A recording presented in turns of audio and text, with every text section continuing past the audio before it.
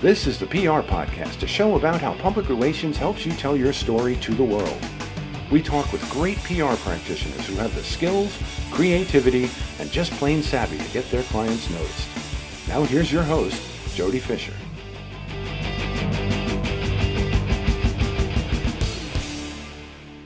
Hey everyone, and welcome to the PR Podcast. I'm Jody Fisher. Thanks for joining us. Well, in this week's PR Podcast plug, we're going to talk about something that's very important to me. That's the PR Lunch Hour, a weekly chat on Twitter Spaces. It's hosted by Tanya McKenzie, Tamara Sykes, and Michelle Garrett. It's PR people doing what we do. We talk about PR topics. We talk about our wins. We talk about observations in the news, best practices, the things that we know, love, and maybe learning something from the people who are on that space. And there are just some brilliant people in that space, a regular cast of characters, but they always welcome newcomers. It's every Friday at noon Eastern on Twitter. So come join that conversation, the PR Lunch Hour on Twitter Spaces.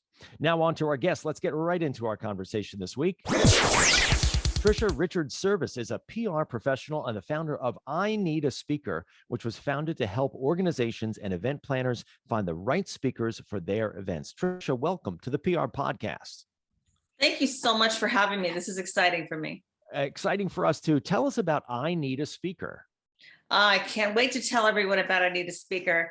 And I will tell a story that will resonate with probably everyone in your audience. A couple of summers ago, I was trapped in an academic building on a gorgeous, warm summer day. And we were talking about finding a speaker for an event. What happened was we kept going around the table saying, who do you know? Who do you know? Who do you know?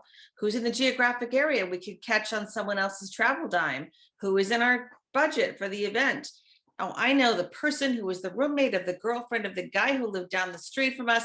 And I just thought, oh my God, someone pull a fire drill, get me out of this room, get me out of this situation. It was painful. So I was mumbling to myself about it all the way home. Like, why isn't there a better way? And I got home and I kept thinking about this over and over again, that if you go to a speaker's bureau, for example, which we are not, to be clear, they're looking for speakers who charge $10,000 and more. And then the speaker's bureau will add about 34%, 35% for their liaison work. So a $10,000 speaker now becomes close to $15,000 speaker. It's out of most people's range of affordability, which limits who they can have as a speaker. And I thought, I need to change this right now. So I'm thinking of it this way. If you were to have a YouTube concert, you'd probably go to Ticketmaster for the tickets. I want to be the Eventbrite. I want to be the smaller other option, that you have for public speaking to find the right speaker for your event without it costing a fortune. So that's where the idea came from. And my husband lovingly indulged the fantasy, and I Need a Speaker was launched in August of 2020. That is fantastic. And what a great story. It's sort of like the best stories, right? The inspiration that you had solving somebody's problem, really. Right. And I think I'm trying to put myself in the position, I've sometimes needed to tap into a service that would provide a speaker. And I don't know, off the top of my head, I kind of don't know where to go. And I go through that exercise that you're talking about, where who do I know? Who can I call? And I end up calling like 4 or 5 people. Do you know somebody? Is there somebody interesting? Or I'm frequently asked to identify an MC for a client's gala dinner or something like that, right? Do you provide that kind of service too? We have people for panel discussions, classroom lectures, community events. We've got activists who just have a personal message to share and are not a professional speaker, but so impactful, so impactful. We even have some stand-up comedians, which is a riot, that you can see on Comedy Central. So it's become this amazing group of people. And it's interesting what I've learned in the process. There are so many people with something to say, right? And the thing is, I learned that there are some people who are, for example, retired, and they just want to stay involved. They've got all this subject matter expertise. They don't care about making money. They just want to be a part of the industry, a part of what's happening. Then there are the activists who have a personal story to tell. We have a speaker who was kicked out of her house as a teenager, was homeless, found her way into college, is now honor roll student in college, and she's wanting to go into nonprofits, to help people like her who didn't have the opportunities that she did. Then we've got the mid-career people who want a promotion or another job and they want a little visibility. We've got entrepreneurs who want to get their business name out there. So the tie into PR, which is where my heart always has been, is so strong in getting that message out and shaping a brand and talking about the brand story in a way that resonates with audiences. And frankly, I'm still so excited about it. We now have users in 7 countries. And what happened during COVID was really to our benefit. I got kind of cranky, to be honest, when the lockdown happened, because I said to my husband, this is great. This is great. We're ready to launch and nobody's going to have any conferences. And he said, no, Tricia, everyone is going to be on their computer having a conference. And public speaking is estimated to have gone up 1,200% in the first 2 months of the COVID restrictions. I hate to say lockdown, it sounds like prison, but the restrictions. And so that boomed. And I thought, this is really fantastic. And what occurred was we learned to tap into talent globally. So I've been working with people in Israel, Ireland, the UK, Canada, all over the place, reaching out and saying, we've got something to share. We've got subject matter expertise that your audiences could use. So the tagline became connecting speakers with audiences. And we always say, we also want to share information because information is most powerful when it's shared. It's the thing that gets stronger when you give it away. Do you find that most people who are looking for a speaker start out with looking for a name, sort of like someone they recognize or someone who will be a draw? And how do you work with them to help them find the right speaker for their audience that may not be the person that they started out thinking about? Right.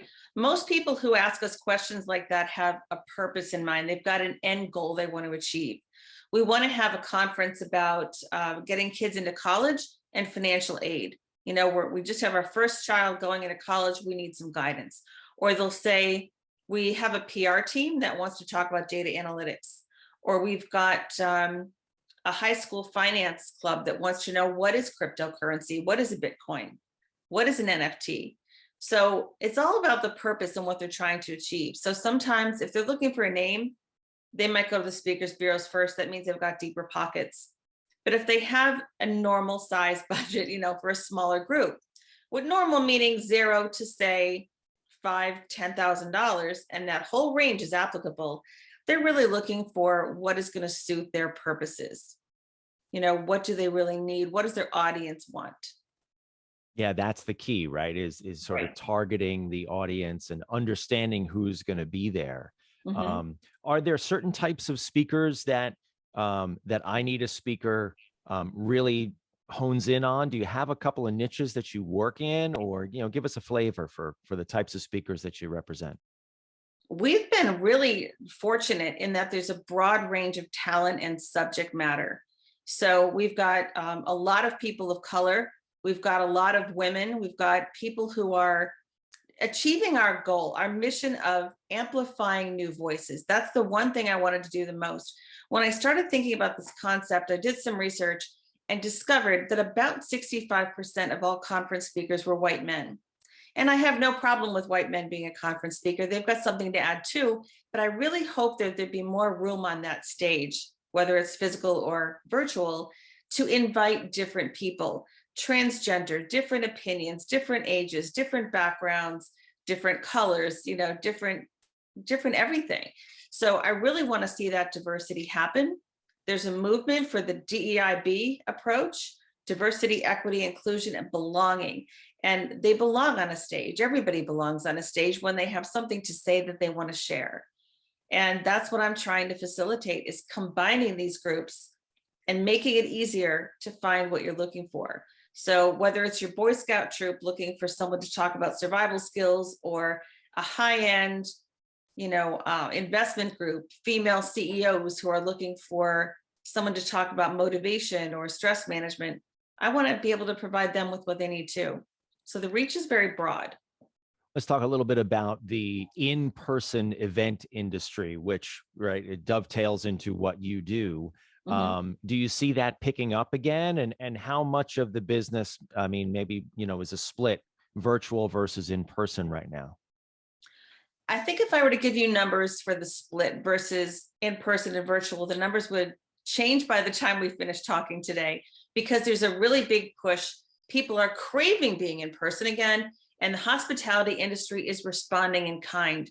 They will do anything they can to welcome people back again in person. And that is continuing safety protocols, continuing cleaning protocols. They are opening spaces that are outdoors, and they are rethinking how the space is allocated within hotels and within conference centers. So I stay on top of that subject a lot, watching what's going on to see where the industry is going to go. And one thing I love about it, of course, on a selfish side, is that no matter what kind of event, they're still looking for speakers. So we're still filling that void, that need that they have. But there's definitely a push. People want to travel. People want to be with other people. They want to exchange, even if it's virtual business cards by tapping phones. They really want to just interact. They want to socialize. Yeah, I could not agree more. I've been getting out a little more frequently and getting back to that event circuit. I love it. I love being in a room with people who I know and meeting people who I don't know. I think it's such an essential part of business in general, and definitely part of what we do as public relations people. Absolutely. Meeting new people in addition to just, cruising for business. You want to be out there. You want to know who's out there. Yeah. You want to have a feel for the environment and the climate that's out there. So much of public speaking that's effective is centered on emotion and engagement, and that feeling, that energy that you get in a situation. You're all walking into the event, you feel like something big's going to happen, the lights go down, the speaker comes out, it's kind of exciting, and I think we miss that part of it. Although I will say, I give credit to everyone who has found ways to personalize, customize, and energize the virtual space with sending cocktail kits to people's homes, doing recipes together, engaging them in new ways, playing games, whatever it is. They really did their best to make the event memorable. And I give them so much credit for their creativity. Yeah, I had a client back, I guess, probably the first full year of the COVID restrictions, as you put it. Great word, great way to put it, because I hate that word lockdown too. But they were doing their annual gala virtually, and they asked me for ways to try to, how do we do this? Like, how are we going to pull this off? And one thing that I suggested, I don't think they were able to pull this off. I said, talking about your idea about sending kits home and things like that. I said, make this a thing where people can invite people into their homes who they trust, who they've been with, and let them dress up in their living room and like beam it into their, do a Zoom on the big screen TV and cut back and forth to all the different Zooms. It's a little technically complicated, but you could certainly pull it off and it could be fun. So is that the kind of thing you're talking about? That's exactly the kind of creativity. So hats off to you for thinking of that. That's a great way to have people feel that it's special, that something happened that was transformative in some way. People are looking for speakers to inform, to entertain, to motivate, and you help fill that socialization need, as well as perhaps that emotional need of wanting to contribute to something bigger. Yeah, it's all about connection. I think it's absolutely all about connection. Yeah, and that's what the in-person thing. Let's pivot a little bit, or bringing in the conversation around to public relations too. The speaking circuit can also be an opportunity for public relations clients, and we frequently work with clients to place them in, whether it's the panel they want to talk about at the industry event, or it's the keynote that they want to give, or maybe sometimes it's even like the commencement address or something like that. And sort of, I've been in, involved in a variety of those as well. How do you marry the public relations piece and this public speaking piece together? Do you do that for people who are connected with I Need a Speaker? Agency owners tend to do that. And if they were to tell us, the speakers were to tell us, or the agency rep, that their speaker was out in the circuit doing something and told me that news, I would be happy to include it in our newsletter, put it in our social media accounts. So I actually help publicize what that speaker has done because I want to demonstrate that connection that an event planner found the speaker that he or she was searching for their audience. So that's one way to do it. PR in general comes from storytelling and branding and communication and relationships. And there's really no better way than that experience of hearing someone in public speaking. So we're seeing a lot of startups who want to get their name out there. We're seeing people who want to tell a brand story or connect people emotionally to something that's related to an organization. I just don't see how you can separate it from PR. That's what we do, is tell people what's happening. We tell people about a brand. So this is a great way to make it happen. One of the comments I get sometimes is, well, why do I need you? I've got a website that says here, click here to book me. I said, sure you do. And I encourage you to keep that. I also want to tell you that someone might not be thinking about you, and they'll go to our directory and say, oh, who's this person? And then click through to learn more about them. Because speakers who are often invited back, first of all, are seen as, or been there, done that. We've heard their spiel before. We want somebody new. And their followers tend to go back to them over and over again because of the familiarity. But what's really refreshing is when they can go find a new speaker, new ideas, a new face, a new connection. It just kind of injects a little bit more excitement into the situation. If someone wants to become a public speaker or have the opportunity to be a public speaker at an event, what are some of the things that you suggest to them that they do to sort of prepare themselves or get ready or geared up to be that public speaker? They have to be organized. They've got to have their thoughts organized and have a central message. They need to outline, just like they were planning a speech that you would do in college or high school, outline that speech with their main points, support the main points, and then where it's appropriate, add storytelling, add anecdotes, or cite credible sources. Really build it out. What works best for most people who are really successful speakers is when they have a signature talk. And that's when they really become known for that one niche. An early mistake that people make is that they want to be the jack of all trades, the Jill of all trades. And they will say, oh, you want to talk about this? I could talk about this and that and this and that. And they start listing all these things within one area. And what that means is they're a specialist in none of them. So the more niche you can be, the more successful you likely will be. And I encourage people to get out, volunteer, go to high schools, go to colleges as a guest speaker, do public library presentations, and really get comfortable being in front of an audience.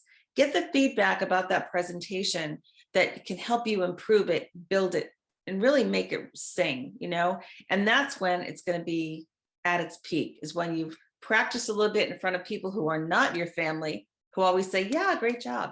Get the people who are not related to you to say, that kind of wasn't perfect, but let's work on it. And they're going to help develop them. I couldn't agree more. I've done a little bit, and I emphasize a little bit of public speaking. Basically when someone has asked me to come in and speak to a group or something like that, I've never, filled an auditorium. But I couldn't agree with you more about one, practice. I find that when I've delivered, it's my subject matter, right? The things that I know best. And when I've got a little bit of a spiel that I can repeat, because this is the thing that I talk about a lot, I find my comfort level grows tremendously, and I deliver it better. I'm clearer, right? I remember to make certain points that I want to make, and writing down, definitely. I also recall over the course of my career seeing several people at multiple events deliver the same speech. Okay. Politicians are particularly good at that. Yes. But to your point, it makes a lot of sense, because that's what you want to be saying. So say it over and over and over again, and become known as that guy or that girl who talks about that. So it doesn't have to be the same speech word for word, if I'm hearing it right, but it's the same topic. It's the same thing. You become known for that thing, and you're that guy, you're that girl, right? And ironically, the more you know that subject matter, the more you need to be in front of an audience for the feedback, because you know what you're talking about. It's part of your DNA at that point.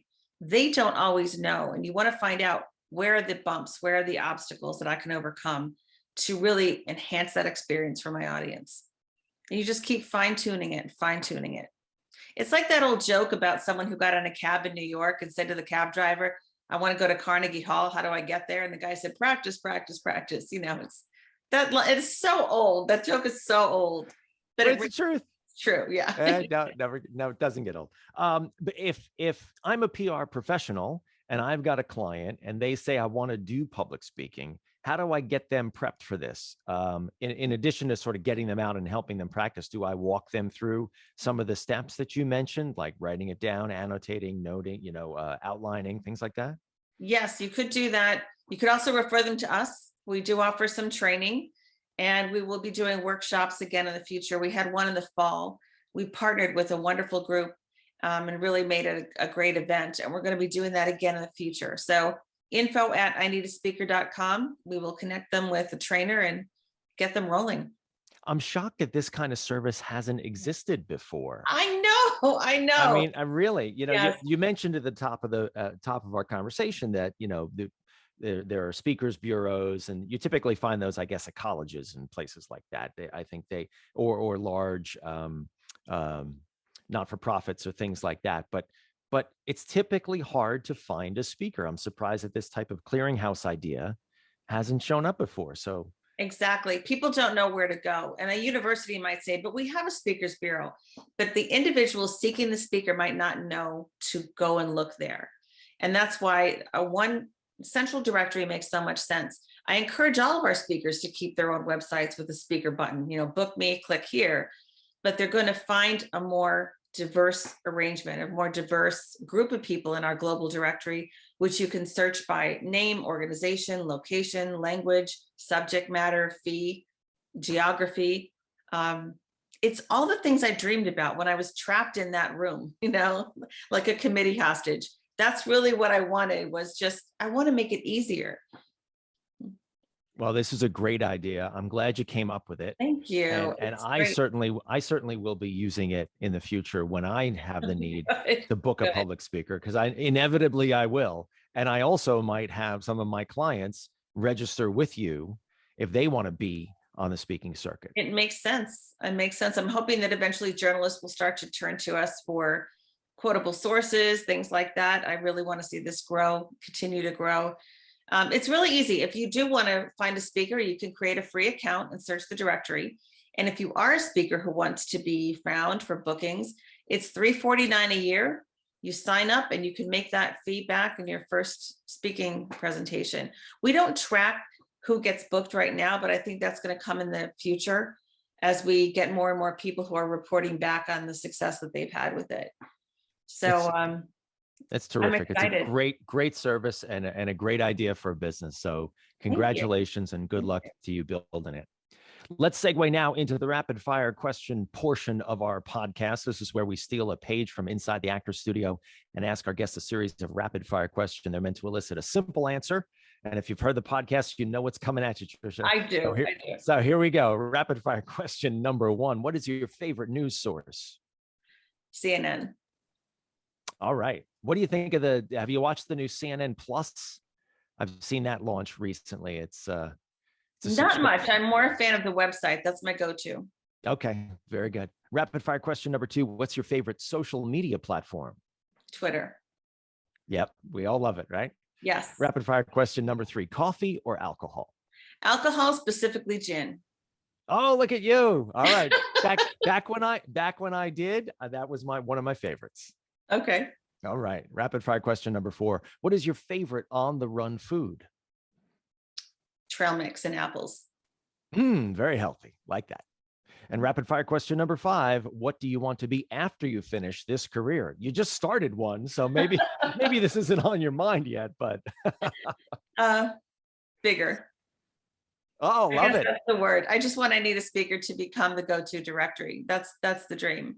That's fantastic. Well, I think this has been a great conversation, and certainly one that exposes our audience to your service, which I think is an important service. And certainly it's an arrow in the quiver of PR people that we need as PR people, both to get our clients out there, but also to help our clients find someone when they need to do that. So double whammy there for us. Right. Double win. Right.